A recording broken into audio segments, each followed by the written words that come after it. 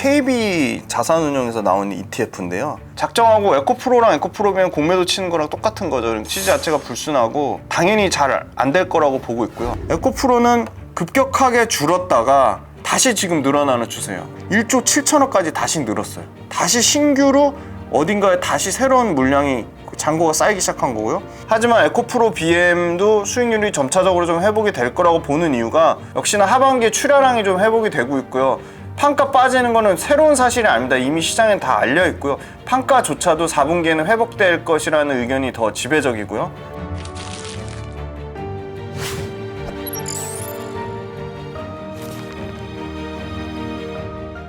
네, 안녕하세요. 김지윤의 훈훈한 주식입니다. 네, 본업은 전업투자자고 지금 많은 분들이 김지윤의 훈훈한 주식을 응원해 주셔서 진심으로 감사드립니다. 네, 거기에 좋은 종목들 많이 올리고 투자 관련된 꿀팁 그리고 주식 투자 관련돼서 꼭 도움되는 정보를 드리려고 최선의 노력을 다하고 있습니다. 그리고 2차전지 책도 열심히 쓰고 있습니다. 네. 추세가 꺾였다기보다는 약간 잠시 소강 국면에 있다 그렇게 말씀드릴 수 있을 것 같고요. 제가 어제 종가 기준으로 따끈따끈한 수익률표를 가져왔는데 2차전지 실적 추정이 가능한 48개사 평균 수익률은 부진하다고 하지만 평균 수익률입니다. 70%로 기록을 했고요. 69.9%입니다. 고점 대비로는 많이 빠졌습니다. 워낙 상승한 폭이 컸기 때문에 고점 대비로는 40.8% 빠졌고요. 원자재 단에서는 최근에 다시 좀 회복이 되면서 압도적으로 에코프로가 1등 910%로 기록했고 포스코홀딩스가 117%로 기록하면서 저는 에코프로랑 포스코홀딩스의 수익률 격차는 계속적으로 좀 줄어들 거라고 보고 있고요. 그 다음 이제 양극재 단에서는 평균 수익률은 114%로 기록했고요. 역시나 에코프로 BM이 거의 50% 가까이 빠지면서 229% 수익률을 기록했습니다.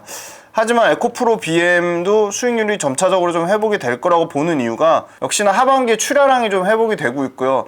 판가 빠지는 거는 새로운 사실이 아닙니다. 이미 시장엔 다 알려 있고요. 판가조차도 4분기에는 회복될 것이라는 의견이 더 지배적이고요. 그래서 물량이 늘어나면 에코프로 BM도 3분기보다는 4분기 실적 좋아질 거라고 보고 있어서 에코프로 BM이 여전히 양극재 단에서는 계속 수익률 측면에서 1등을 유지할 것으로 보이지만 다만 이제 코스모 신소재랑 포스코 퓨처엠하고 차이가 얼마 안 납니다.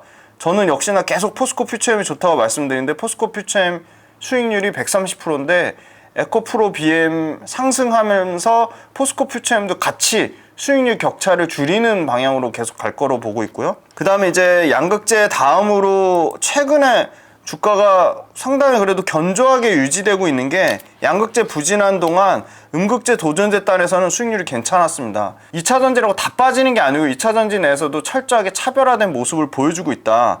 나노신소재가 거의 100% 가까운 수익률을 나타내고 있고요. 대주전자재료도 연간 지금 32%의 수익률을 기록하면서 대주전자재료 최근에 안 빠지고 있습니다. 그리고 전해액은 여전히 부진합니다. 전해액도 사실 엔캠, 후성, 솔브레인이 3파전인데 엔캠이 여전히 1등을 차지하고 있고 고점 대비로는 53%나 빠졌습니다. 그 다음에 분리막단에서는 SKI 테크놀로지하고 WCP가 수익률 차이가 거의 4%밖에 안 됩니다. 근데 SKI 테크놀로지하고 WCP 모두 지금 미국 쪽에서 소위 말하는 중국 분리막 업체가 배제되면서 양극재만 수혜를 받는 게 아니라 분리막도 미국 IRA 수혜를 받을 것이라는 얘기가 있고 공격적으로 SKI 테크놀로지랑 WCP가 모두 미국에서 공격적으로 증설하는 모멘텀을 갖고 있다. 그렇게 말씀드릴 수 있을 것 같습니다. 최근 딱 지금 시점에서 가장 좋게 보는 건 역시 장비인데요. 장비 많이 말씀드렸어요. 수주가 취소된 게 아니고요. 상반기에 취소된 물량이 하반기에 대거 이연되는 부분이 있고요. 하반기에 압도적으로 역시나 그 전국공정 장비단의 PNT, 그 다음에 믹싱 장비인 윤석 FNC, 그 다음에 레이저 노칭 장비인 DNT, 그리고 턴키로 가능한 조립과 활성화 모두 가능한 하나기술이 계속적으로 수주 모멘텀은 좀 나올 거라고 보고 있어요. 24, 25, 26년 북미하고 유럽에서 증설되는 물량을 납기를 맞추려면 기본적으로 장비가 최소한 12개월에서 18개월 먼저 세팅이 들어가야 됩니다. 그러니까 당연히 장비주는 하반기에 수주가 나올 수밖에 없고 현재 2차전지 밸류체인 단에서 가장 강력한 모멘텀을 가지고 있고 계속 주가가 안 빠지고 장비주가 가장 좀 강력한 모멘텀을 보이고 있다. 그래서 총평 드리면 2차전지가 소강 국면이긴 하지만 여전히 반도체 종목들의 전체 평균의 합과 2차전지 소재의 평균의 합이 압도적으로 2차전지가 여전히 높다. 그래서 2차전지가 추세가 꺾였다기보다는 소강 국면에 있다가 정확한 표현인 것 같고요. KB 자산운용에서 나온 ETF인데요. KB 스타 2차전지 탑10 인버스 이건데 이게 지금 담고 있는 게 에코프로비엠, 포스코홀딩스, 삼성 SDI, 에코프로 이 중에 에코프로랑 에코프로 BM이 28%에서 30%거든요. 작정하고 에코프로랑 에코프로비엠 공매도 치는 거랑 똑같은 거죠. 그러니까 당연히 잘 안 될 거라고 보고 있고요. 아마 망하지 않을까 그렇게 생각하고 일단 취지 자체가 굉장히 좀 불순한 것 같아요. 취지 자체가 불순하고 에코프로랑 에코프로 BM이 정상적인 시장의 수급에 의해서 정상적인 수급의 논리를 만들어내는 게 아니라 의도적으로 악의적으로 이렇게 떨어뜨린다는 것 자체가 심지어 지금 KB 자산운용뿐만이 아니라 KB 증권에 대한 그 불매운동까지 나오고 있거든요. 그래서 이거 좀 생각 잘못하신 것 같고 에코프로 BM이나 에코프로 같은 경우는요 시작한 지가 지금 얼마 안 됐는데요 8월 31일 기점으로 MSCI 지수 관련된 모멘텀이 있고요. 그 다음에 FTSE라고 하죠. 파이낸셜 타임스 스톡 익스체인지 요거 관련된 그 모멘텀이 기관 수급이 또 들어오는 게 있습니다. 그래서 이 KB 자산운용 이 상품 자체가 잘 되지도 않을 뿐더러 이게 시장에서 영향을 미치는 거는 굉장히 단기적인 모멘텀이라고 보고 있고요. 이렇게 의도가 불순한 상품이 나오면 나올수록 오히려 에코프로나 포스코의 주주들은 더 똘똘 투심이 강력하게 뭉칠 수밖에 없다. 그래서 굉장히 좀 판단 잘못하신 것 같고 뭐 이거 관련돼서 소위 말하는 인버스가 아니라 올라가는 상승 쪽에도 하는 베팅을 하는 ETF를 만든다고 했는데 그러기엔 경쟁력이 너무 없는 게 지금 미래에셋에서 만든 지금 타이거 2차전지 핵심 소재 10 이게 엄청나게 잘 팔리고 있거든요. 거기에 이미 에코프로, 에코프로비엠, 포스코홀딩스의 비중이 60% 넘고 있기 때문에 이 자체가 전혀 KB자산운용이 뒷북이고 전혀 차별화가 안 된다고 보고 있기 때문에 저는 이 ETF 수급에 의해서 에코프로 그룹이나 포스코 그룹에 어떤 변동성이 생기면 그거는 아주 일시적이고 제한적이다라고 보고 있습니다.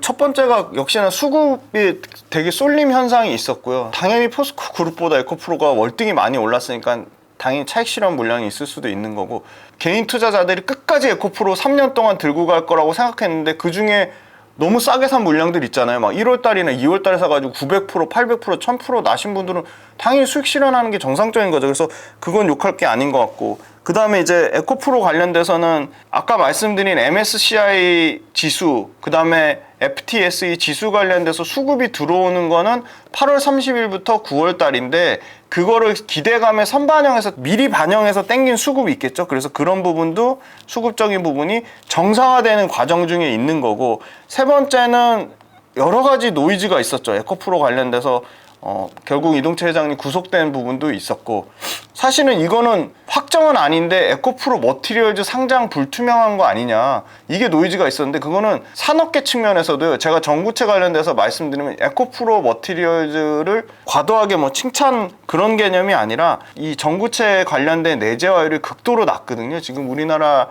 양극재는 뭐 오버캐파 하면서 80%까지 목에 찼다고 얘기하지만 전구체는 실제 그렇게 양극재에 대해서 부정적으로 얘기하는 증권사 리포트조차도 15%가 안 돼요. 그러니까 포스코 홀딩스는 포스코 퓨처엠이 자체적으로 양극재 그 전구체를 내재화하는데 약 12%밖에 안 되고요. 에코프로가 가장 전구체 내재화가 잘 돼 있는데 에코프로 머티리얼즈가 포스코 퓨처엠의 딱 2배 정도 되는 수준이니까 그러니까 22%? 24% 정도 되는 거니까 그러면은 아직도 5배 넘게 전구체 내재화율 5배 넘게 전구체를 내재화할 확률이 높은데 그러려면 가장 전구체 내재화의 선두주자고 산업계 측면에서 계속 중국이랑 합작해서 전구체를 죄다 중국 거를 쓰려고 하는 거를 막아야 되기 때문에 이거를 단순히 그 회장 구속됐다고 상장을 취소시키는 건 아닌 것 같고 그래서 긍정적으로 검토를 하는 것 같아요. 그래서 다시 활발하게 우리 산업계 측면에서 전구체 내재화를 이걸 보호해야 된다 그런 의견이 아주 지배적이기 때문에 그리고 에코프로 측면에서도 심지어 그 송호준 대표님이 우리 임원들 자사주 절대 매각하지 마라. 사전에 철저하게 공지해라. 그래서 내부 검토, 그러니까 내부 통제 규제 방안을 강력하게 하고 있고 이거 거래소에서 충분히 검토해달라 한 부분이 있거든요. 그래서 이것만 정상화되면 에코프로는 다시 한번 모멘텀 받을 수 있다고 보고 있고요. 에코프로 갔던 수급이 어디로 많이 갔냐면 초전도체하고 맥신으로 많이 갔거든요. 그거 아주 일시적인 거고 실체가 없기 때문에 결국은 반도체냐 2차전지거든요. 근데 2차전지 가려면 당연히 1등인 에코프로랑 에코프로 BM이 안 가면 2차전지가 갈 수가 없는 거죠.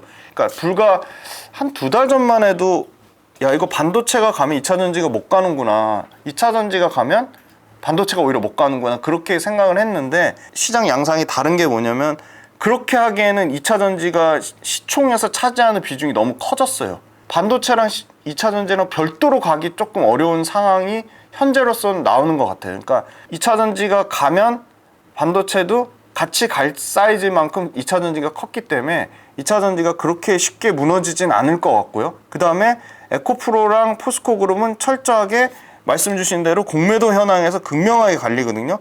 KRX 정보 데이터의 공매도 개별 종목 공매도 종합정보 요거 표를 보시면 포스코홀딩스 같은 경우는 지금 거의 꼭지 지금 1조 가까이 지금 여전히 공매도 잔고가 남아 있고요.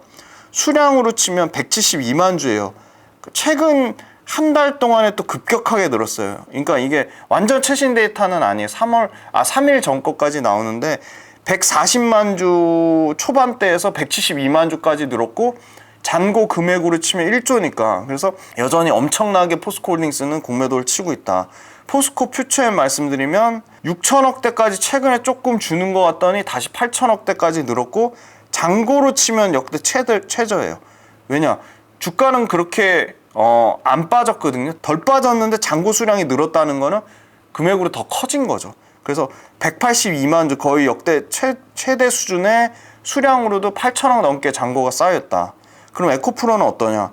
에코프로는 급격하게 줄었다가 다시 지금 늘어나는 추세예요. 그러니까 140 한 거의 8만 주까지 늘었다가 반토막이 났어요. 70만 주대까지 유지를 하다가 그래서 70만 주 기준으로 하면 잔고로 치면 한 8천억대까지 나왔다가 가장 최근 데이터로 보니까 1조 7천억까지 다시 늘었어요. 다시 신규로 어딘가에 다시 새로운 물량이 잔고가 쌓이기 시작한 거고요. 그리고 에코프로 BM 같은 경우는 6천억대 초반까지 줄었다가 지금 다시 9천억까지 늘은 거거든요. 그래서 결론은 뭐냐? 에코프로만 유독 많이 줄었었는데 지금 포스코 퓨처엠, 포스코홀딩스, 에코프로 BM 다시 여전히 좀 늘어나서 이 공매도 잔고가 수급에 굉장히 부담이 되고 있다. 그래서 탄력적으로 올라가는 데는 조금 시간이 걸릴 것 같다. 이렇게 말씀드릴 수 있을 것 같습니다.